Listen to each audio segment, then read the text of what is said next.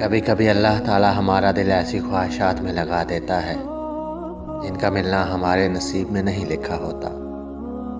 کیوں؟ جب نصیب میں لکھا ہوا ہی نہیں ہوتا تو پھر اللہ دل ایسی خواہشات میں کیوں لگاتا ہے؟ کیوں اس چیز کو ہم سے اتنے فاصلے پر رکھ دیتا ہے کہ جتنا اسے پانے کی دعا کرتے ہیں وہ اتنی ہی دور محسوس ہونے لگتی ہے؟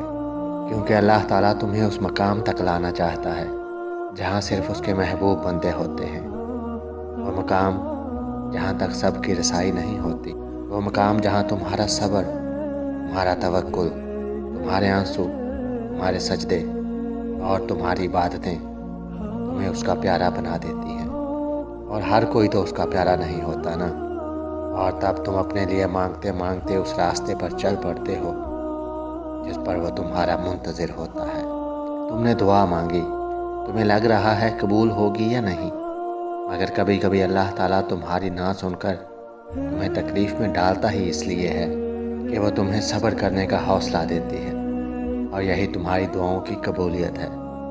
وہ بھی تمہیں دینے کے لیے راضی ہے، وہ بس تمہیں سننا چاہتا ہے بار بار۔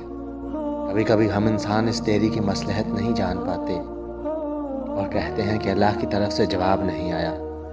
ذرا سوچو، وہ مہربان اللہ تمہارا کیوں نقصان کرے گا؟ وہ تو کسی کا نقصان نہیں کرتا۔